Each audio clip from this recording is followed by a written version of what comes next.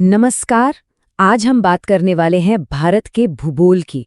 और ये सिर्फ नक्शे पर बनी लकीरों की कहानी नहीं है। नहीं, ये कहानी है हमारे देश के आकार, उसकी लोकेशन और दुनिया में उसकी जगह की। तो चलिए शुरू करते हैं। सबसे पहले इस तस्वीर को देखिए जरा। ये दिखाती है कि भारत दुनिया के नक्शे पर बिल्कुल बीच में एक सेंट्रल लोकेशन पर है। सदियों से दुनिया भर के जो ट्रेड रूट्स रहे हैं ना, भारत उनके दिल में रहा है। और ये सिर्फ एक ज्योग्राफिकल फैक्ट नहीं है, ये भारत की स्ट्रेटेजिक पावर का बेस है, उसकी बुनियाद है। तो सवाल ये उठता है कि दुनिया के ग्लोब पर भारत आखिर है कहाँ? चलिए इसे ठीक से समझते हैं। सबसे पहली और सबसे बेसिक बात, हमारा देश भारत पूरे तरह से नॉर्दर्न हेमिस्फीयर यानी कि उत्तरी गोलार्ध में पड़ता है।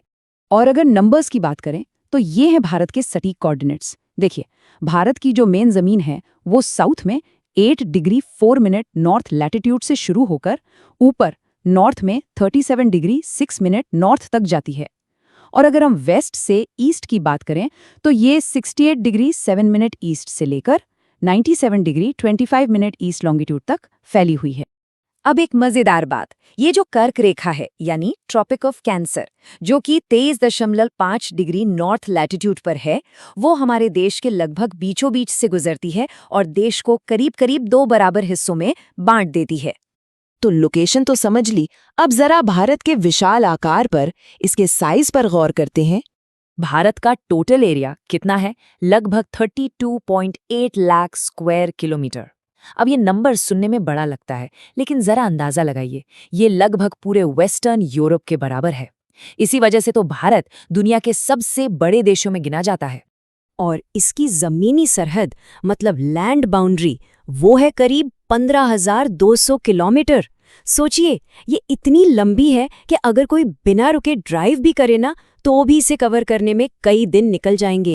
और अगर समंदर की बात करें तो हमारी कोस्टलाइन, जिसमें अंडमान निकोबार और लक्षद्वीप जैसे खूबसूरत आइलैंड्स भी शामिल हैं, वो 7,516.6 किलोमीटर लंबी है। इतनी लंबी कोस्टलाइन भारत को एक बड़ी मैरीटाइम पावर बनाती है। आप पूरी दुनिया के हिसाब से देखें तो भारत का एरिया दुनिया की टोटल जमीन का सिर्फ 2.4% है ना कमाल की बात? इतने से हिस्से में हम दुनिया के 7वें सबसे बड़े देश हैं। ये नंबर्स नक्शे पर और भी ज्यादा असरदार लगते हैं।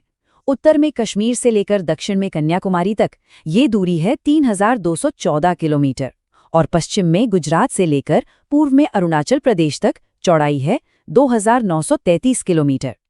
अब देश इतना चौड़ा है तो इसकी वजह से एक बहुत ही दिलचस्प चीज होती है, और वो है टाइम का फर्क। तो सवाल ये उठता है कि ऐसा होता क्यों है? कभी सोचा है कि देश के एक कोने में सूरज निकल रहा है, सुबह हो गई है, और दूसरे कोने में अभी भी रात का अंधेरा है, लेकिन मजे की बात यह है कि दोनों जगह घड़ियां एक ही टाइम दिखा रही होती हैं। इसका जवाब छिपा है भारत के लॉन्गिट्यूडिनल एक्सटेंट में। मतलब गुजरात और अरुणाचल प्रदेश के बीच लगभग 30 डिग्री का फर्क है, और धरती को 1 डिग्री घूमने में लगते हैं 4 मिनट। तो 30 डिग्री का मतलब हुआ 120 मिनट्स, यानी पूरे 2 घंटे का अंतर। तो भाई इस कंफ्यूजन को दूर करने के लिए एक हल निकाला गया। 82 डिग्री 30 मिनट ईस्ट लॉन्गिट्यूड, ये जो लाइन है, इसे इंडिया का स्टैंडर्ड मेरिडियन मान लिया गया। ये लाइन उत्तर प्रदेश के मिर्जापुर से निकलती है और इसी के हिसाब से पूरे देश की घड़ियां सेट की गई हैं। इसी को हम कहते हैं इंडियन स्टैंडर्ड टाइम या IST।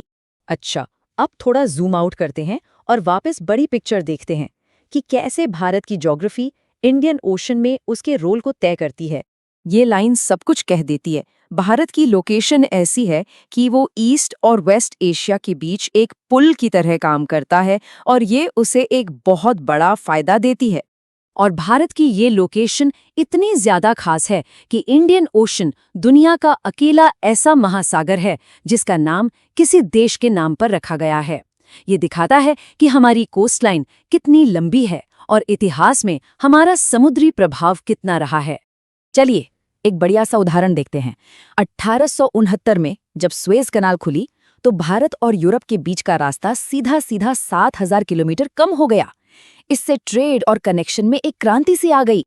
अब थोड़ा और आगे बढ़ते हैं और देखते हैं कि अपने पड़ोसियों के साथ भारत के रिश्ते इतिहास में कैसे थे और आज कैसे हैं। अच्छा, भारत के रिश्ते दुनिया से सिर्फ समंदर के रास्ते नहीं बने, उससे भी कहीं पुराने हैं। पुराने जमाने में पहाड़ों के बीच से जो दर्रे थे, जो पास थे, वहां से लोग आते जाते थे। हमारे यहाँ से उपनिषद और रामायण के आइडियाज, पंचतंत्र की कहानियां और हाँ, नंबर्स और डेसिमल सिस्टम, ये सब दुनिया तक पहुंचे। मसाले, मलमल का कपड़ा, ये सब भी यहीं से गया। और बाहर से क्या आया? ग्रीक स्कल्पचर का स्टाइल आया, वेस्ट एशिया का आर्किटेक्चर आया, जैसे ये गुंबद और मीनारे हम देखते हैं। और ये नक्शा हमें इतिहास से सीधा आज के समय में ले आता है।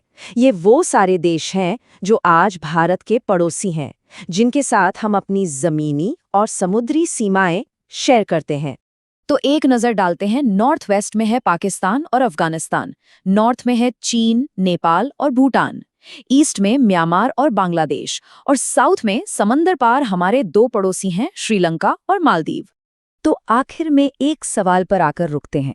कहते हैं कि ज्योग्राफी ही डेस्टिनी होती है, यानी भूगोल ही आपका भविष्य तय करता है। तो फिर भारत का ये अनोखा आकार, ये खास लोकेशन और इतिहास से चले आ रहे ये रिश्ते, ये सब मिलकर हमें किस भविष्य की ओर ले जा रहे हैं? ये एक ऐसा सवाल है जिस पर सोचने के लिए बहुत कुछ है।